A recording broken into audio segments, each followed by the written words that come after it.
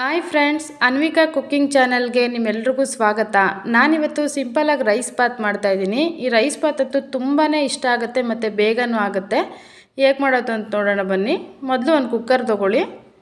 ಅದಕ್ಕೆ ಒಂದು 2ರಿಂದ 3 ಸ್ಪೂನ್ ಆಗುವಷ್ಟು ಎಣ್ಣೆ ಹಾಕ್ಕೊಳ್ಳಿ. ಎಣ್ಣೆ ಕಾದ್ಮೇಲೆ ಅದಕ್ಕೆ ಶುಂಠಿ ಬೆಳ್ಳುಳ್ಳಿ ಪೇಸ್ಟು ಮತ್ತು ಒಂದು 4ರಿಂದ 5 ಹಸಿಮೆಣ್ಸಿನ್ಕಾಯಿ ಕಟ್ ಮಾಡಿ ಹಾಕ್ಕೊಳ್ಳಿ. ಸ್ವಲ್ಪ ಕರಿಬೇವಿನ ಸೊಪ್ಪು ಹಾಕ್ಕೊಳ್ಳೋಣ.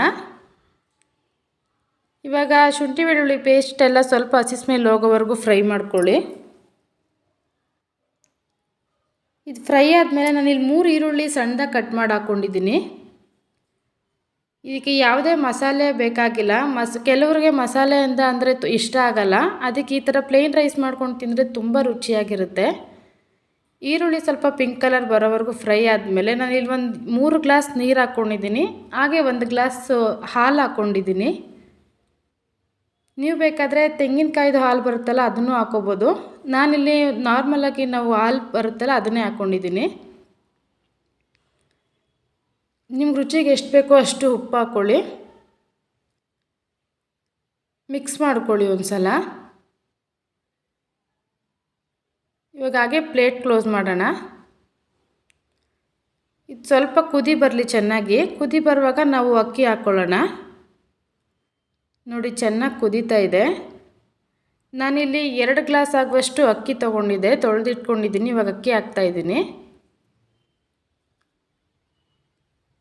ಅಕ್ಕಿ ಹಾಕಾದ್ಮೇಲೆ ಮಿಕ್ಸ್ ಮಾಡಿಕೊಂಡು ಇದು ಚೆನ್ನಾಗಿ ಕುದೀಲಿ. ಕುದಿಯುವಾಗ ನಾನು ಕುಕ್ಕರ್ನ ಕ್ಲೋಸ್ ಮಾಡ್ತೀನಿ.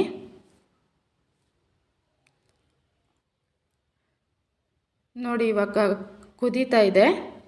ನಾನಿವಾಗ ಕುಕ್ಕರ್ ಕ್ಲೋಸ್ ಮಾಡ್ತಿದ್ದೀನಿ. 1-2 ಕೂಗು ಕೂಗಿಸ್ಕೊಳ್ಳಿ ಸಾಕು. ಇಲ್ಲಿ 2 ಕೂಗು ಕೂಗಿದೆ. ನಾನು ಓಪನ್ ಮಾಡ್ತಾಯಿದ್ದೀನಿ. ನೋಡಿ ಫ್ರೆಂಡ್ಸ್, ರೈಸ್ ತುಂಬ ಚೆನ್ನಾಗಿ ಬಂದಿದೆ.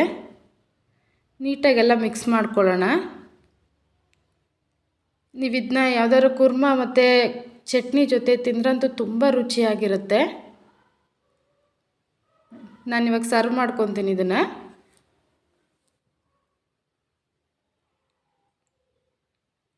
ನೋಡಿ ಫ್ರೆಂಡ್ಸ್, ಸಿಂಪಲ್ಲಾಗಿ ರೈಸ್ ಬಾತ್ ರೆಡಿ ಆಗಿದೆ.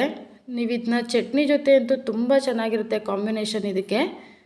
ಇದನ್ನ ನೀವು ಮನೇಲಿ ಮಾಡಿಬಿಟ್ಟು ಹೇಗಿದೆ ಅಂತ ಕಮೆಂಟ್ ಮಾಡಿ. ಹಾಗೆ ನಮ್ಮ ಚಾನಲ್ಗೆ ಸಬ್ಸ್ಕ್ರೈಬ್ ಮಾಡ್ಕೊಳ್ಳಿ, ಲೈಕ್ ಬಟನ್ ಕ್ಲಿಕ್ ಮಾಡಿ.